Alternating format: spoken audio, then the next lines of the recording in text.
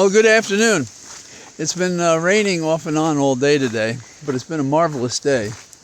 And not because of the rain, although the rain is pretty magnificent to watch the swollen rivers and so forth. But since I was a kid and liked Hopalong Cassidy, I know it may not make sense, but it did make sense to me as a kid. And I rode horses without any training up in the Catskills. My dad would get me on a horse, and once they put me on a Palomino. And I found out afterwards, although I had no trouble riding the horse, that they didn't think it was much Pal, but it was plenty Mino.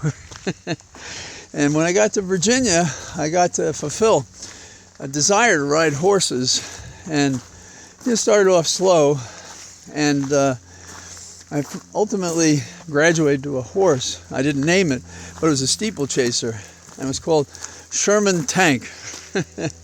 And some jumps were too low for Sherman to even arch his back. So he just lifted his legs a little bit and sail over it like a spear. From a standstill, he could jump a 4-foot jump. And they asked people, do you ride to hunt or hunt to ride? And I hunted to ride. I wanted to ride horses. And we never caught a fox. I think, well, in my experience, I don't want to slander the hunt, but because it was important to some people, but it wasn't to me. Riding the countryside was what I was interested in, and I was with some of the greatest riders that I've met, some Olympians as well. There's some tremendous people here. So today, Holly and I, on one of our largest outings out into a crowd, went to watch the point-to-point races near Middleburg, Virginia, and there was some really good horse flesh there, and we were hosted by friends. A great, marvelous guy named John Ryan years ago sold me a horse, and his son and I are friends, and his wife as well, and they hosted us. And then I had other friends who now has found a Twitter follower of mine, and we met, and that was a kick. So it was a splendid day, and I'll attach a couple of pictures to show you that. Now, returning to what the shortcomings are in this world of the people that we deal with, we have a guy in Texas who is shooting a gun in his backyard, and his neighbor says to him, "Hey fella, could you quiet down for a while? We want to put our kid down to sleep." And his reaction, and maybe it's not as surprising today as it might have been a year ago, but he got an AR-15, he walked next door, he shot and killed 5 people, including an 8-year-old boy. What in the world is going on? Francisco Oropeza, who is now on the lam. The tiniest things have been allowed to be sufficient motivation among some people to go and kill others with a weapon, an assault weapon. Oh no, don't worry about the weapons, people don't abuse the weapons. Well, this guy certainly did, and more people are on small things causing terrible death and destruction. So I don't know how we can be civilized when we allow this to go on. The notion of a civilization, the measure of a civilization, is how a nation treats its own. And by this standard, we're not doing very well. So what's the answer to that? The answer is that we have to get some virtue in America. We have to do something for people that we're not doing as a government. And I had a short conversation at the point-to-point with one woman who said, the crazy patients are in charge of the hospital, of the insane asylum.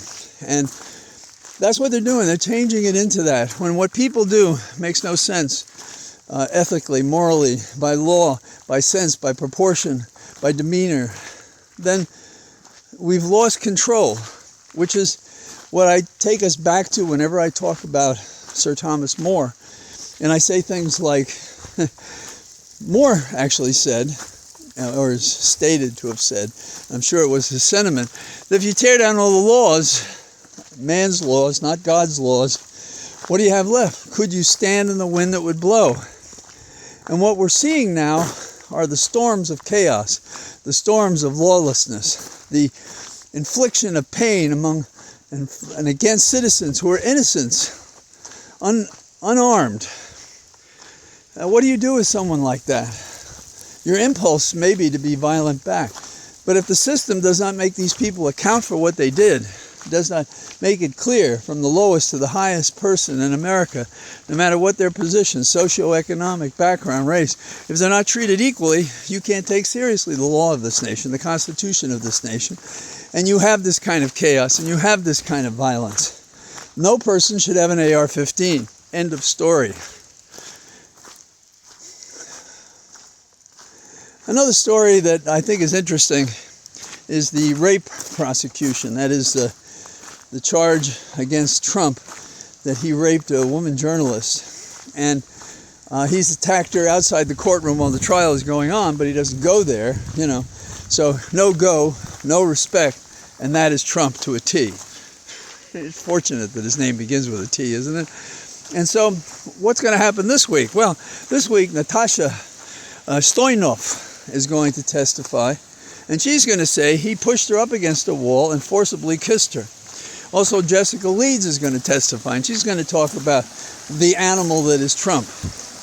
You know, it's another example, and this guy is the poster child for tearing down the laws and ripping apart the fabric that's necessary to a civilized society, which, by that measure, is how we treat our own. We don't treat our own this way. It is not funny. It's not locker room talk. I've never heard anybody in a locker room, despite what Trump said, say what he said about what he can do to another person, to a woman. So that's just not acceptable. I've gotten a kick out of Tacopina in a courtroom, you know, and guys like me and women who do this, they look at these lawyers and say how they do it. And if I was given the assignment to cross-examine the victim in this case, well, a couple of things would happen. And one of them is I would not be attacking her like she was a person to be abused. And that's what he's doing. And, well, I don't give tutorials to worthless individuals. Not that he would follow anything I said, and not that he could change who he is. This is who he is. So that's a shame. Another story that has Trump in trouble, wonderfully in trouble, is this fella, Will Wickerson. He worked for Trump on his social media, and particularly how they raised enormous amounts of money. And he's notified the SEC with the documents he's taken about how he thinks Trump was, well, misleading people, and they're going to have to decide if that's true or not. And of course, the normal reprisal when you do something like this with Trump is you get fired, and he was. And he had trouble getting a position, but when he was younger, he had been a barista. And so now he works for Starbucks, training others and so forth. And he said he feels good about it. He's doing an honest job for an honest day's pay. And that's the kind of person who calls out, you know, and busts up these things. And that's what we need more of in America. It's interesting that some of the most dramatic stuff isn't happening by our government, you know, and not by our federal government. We have this lawsuit being brought by a woman who is wronged. We have somebody blowing the whistle on Trump, not the government, but it may be because he's notified the SEC. We have Jack Smith questioning, not charging. And so there's a defect in our system. And the defect is no courage. Okay, maybe you don't need courage. How about just upholding the law? I think that somebody should post in the strongest material that could be found on earth a statement that Garland is the worst Attorney General this United States has ever had, because he's protected us not at all and not worked to uphold the law of the land or the Constitution. So, I hope that you have a good day, and I'll probably be out again tomorrow. So here I am from my cathedral of trees saying goodbye to you and to my friends who were also at the races today. All the best. Bye-bye.